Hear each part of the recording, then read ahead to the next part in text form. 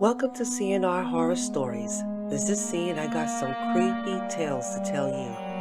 Don't forget to subscribe to our channel and click the bell icon to receive further updates on our content. Turn off your lights, sit back to enjoy these stories. Let's begin.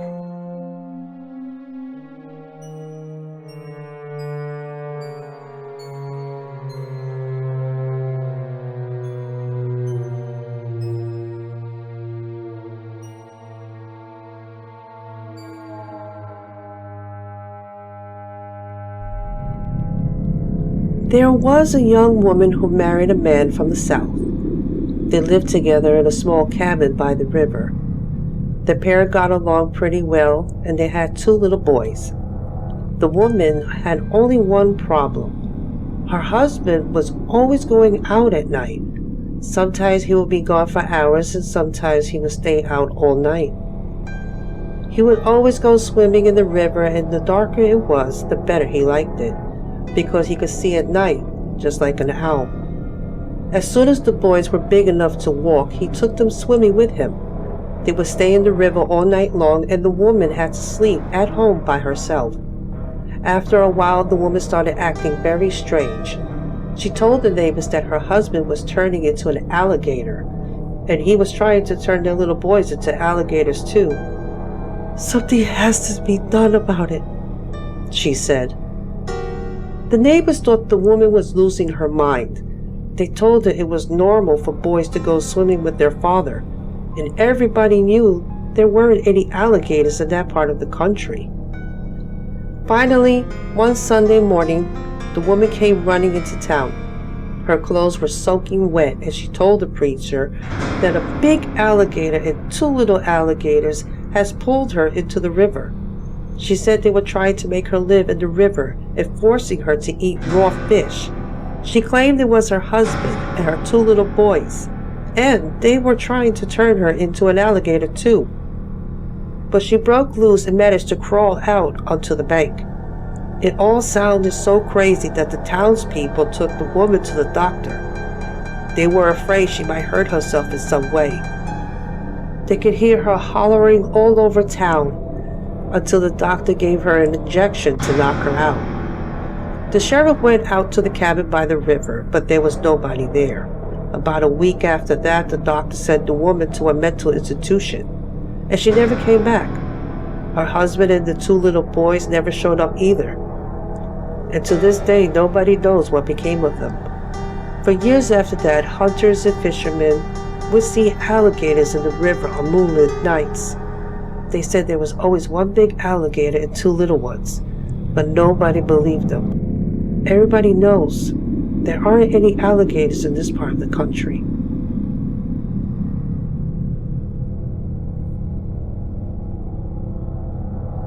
One night, in a small American town, a young girl threw a party and invited all her friends from school. There was a large group of boys and girls, and as the night went on, they began telling scary stories. One boy said he heard an urban legend about an old graveyard that was located near the girl's house. According to the story, an old woman had been buried in the middle of the cemetery, and there were rumors that she was a witch. They said that if someone stood on her grave at midnight, she would grab them and drag them down to hell. "I would never go near that graveyard after dark," another boy said. "You're all a bunch of morons," laughed the girl who owned the house. "It's just a silly superstition. I can't believe you take it seriously." The boy who had told the story turned to her and sneered. "It's all very well to be brave when you're safe and warm in your own home. I think you would have a different attitude if you actually went to that graveyard." "It wouldn't make a difference," replied the girl. "Okay then, prove it," said the boy. "We'll all go down to the cemetery and wait outside while you go in and stand on the old witch's grave." "A grave doesn't scare me," said the girl. "I'll do it right now." "You'll have to prove you really did it," said the boy. "Otherwise you might chicken out." He took a knife from the kitchen drawer and handed it to her. "Stick this knife in the grave," he said. "Then we'll know you were there for sure." The group of kids set out for the graveyard, and when they reached the old iron gates, they gathered in a circle.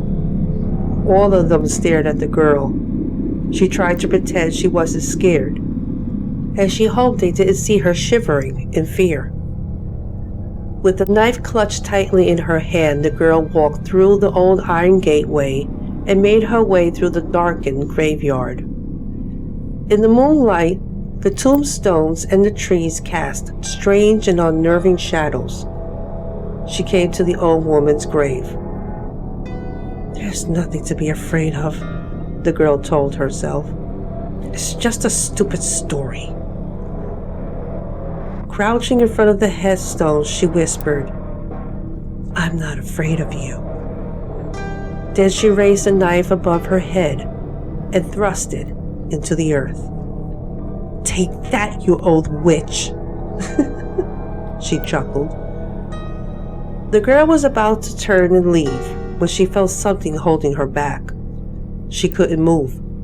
Something was tugging on the hem of her dress and dragging her down. She was filled with terror and flew into a panic. "Help!" she cried. "She's got me! She's got me!" When she didn't come back, her friends began to get worried.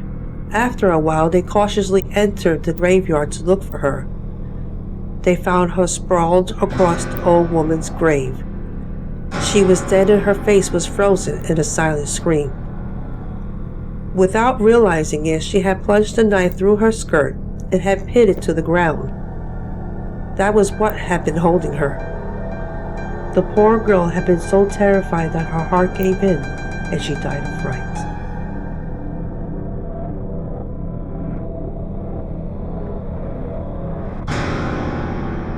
One rainy night in October, a man was driving past the cemetery. He saw a young boy walking in the rain. The man stopped and asked the boy if he wanted a ride. The boy approached the car. His face was pale, his clothes were wet, and he was shaking like a leaf. He opened the door and got into the passenger seat without saying a word.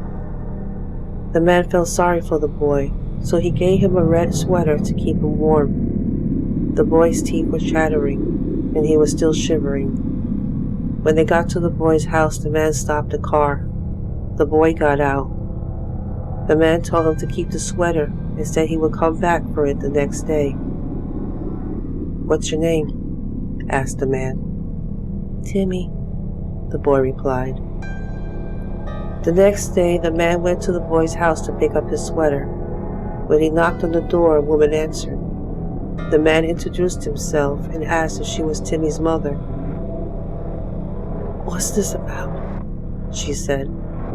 The man explained that he had given Timmy a ride the night before in the pouring rain and had given him a red sweater to keep him warm. The woman stared at him, and her eyes welled up with tears. "I'm sorry. You must be mistaken," she said. "My son Timmy died almost a year ago." The man apologized and left. He was very confused and his head was spinning. He drove to the cemetery and found Timmy's grave. Lying on top of the grave was his red sweater.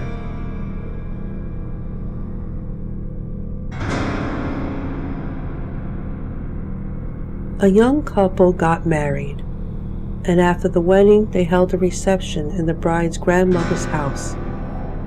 All their family and friends arrived, and they laughed, danced, and sang long into the night. After the wedding reception, the guests decided to play a game of hide and seek. The groom covered his eyes and began counting to 100, while his new bride and the other guests ran out of the room, looking for somewhere to hide.